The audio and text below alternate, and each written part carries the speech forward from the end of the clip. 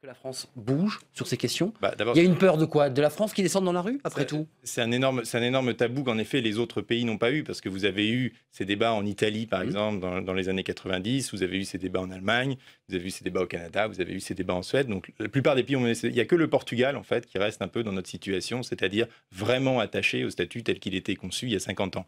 Et pour revenir à ce que vous disiez sur le lien entre le statut et le nombre de fonctionnaires et les missions. C'est un débat important. Il y a quand même un lien fort, c'est que le statut correspond à une logique planificatrice, centralisatrice. C'est-à-dire que vous dissociez vos fonctions par ministère, ensuite chaque ministère des branches, ensuite des administrations locales, etc.